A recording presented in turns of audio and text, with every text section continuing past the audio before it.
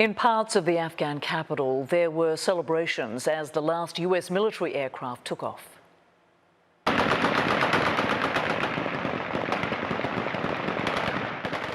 A local reporter working with CNN said heavy gunfire could be heard and tracer fire arced across the sky.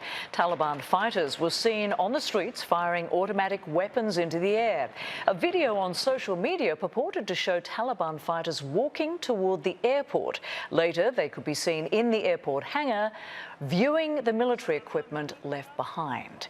An LA Times Middle East bureau chief, Nabi Boulos, was at the airport when Taliban fighters entered a hangar housing US military equipment, including a CH-46 Sea Knight helicopter, and he spoke with CNN about what he witnessed.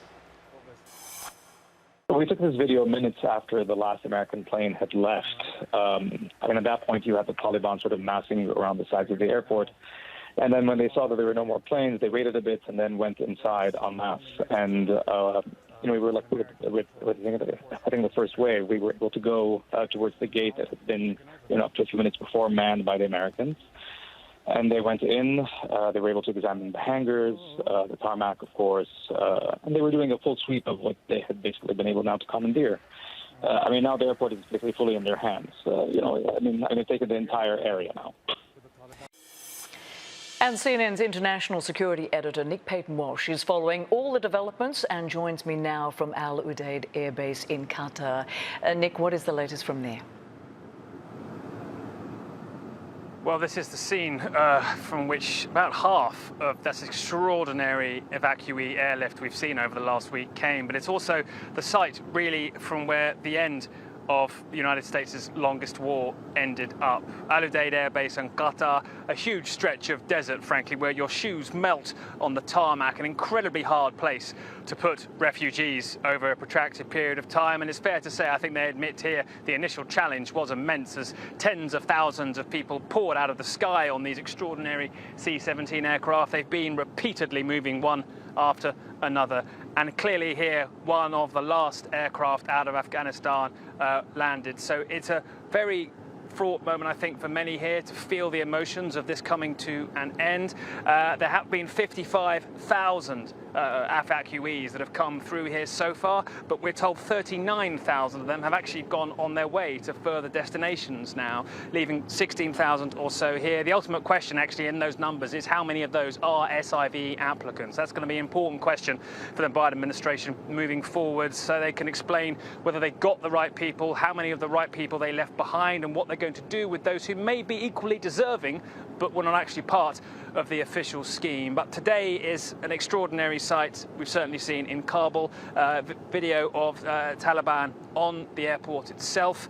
At some point towards midnight last night, local time, those final US aircraft departed from Afghanistan, and it's, I think, for so many involved in this war over 20 years, a moment of great reflection, possibly sadness at how this last month has proven so chaotic, despite the heroism and the valiance of getting so many people to safety from Afghanistan. And then also, too, a moment possibly of anxiety as we now wait to see what Afghanistan looks like without any foreign presence in it. Even though the final presence of the United States on the airport was so reduced, it is now a country run almost exclusively by the Taliban. A Taliban looking for international assistance, looking for continued aid, looking for that airport to be up and running again. Maybe that will happen in the weeks ahead for civilian flights. But here, the extraordinary effort of the last week, you can see in the sort of sheer banks of planes that stretch to the horizon in front of me, Rosemary. Yeah, extraordinary. Nick Payton-Walsh, many thanks. And back in Washington, lawmakers on both sides of the aisle say they have mixed emotions about the end of America's longest war. They are relieved that US troops are out of harm's way, but concerned about what will happen to Afghanistan under the Taliban. Democrat Adam Smith chairs the House Armed Services Committee. Look, if there was one sort of central failing in this exit, it was to not, take a cold-eyed look at what was going on there and say the Taliban are going to take over. And whether it's weeks or months, it's not going to be years. It's going to be days, weeks, or months. And if that's the case, What do we need to do? And two big things. One, we need to pull a lot more equipment out. Two, we needed to get people out sooner, particularly the Afghan SIVs. That should have started much sooner than it did.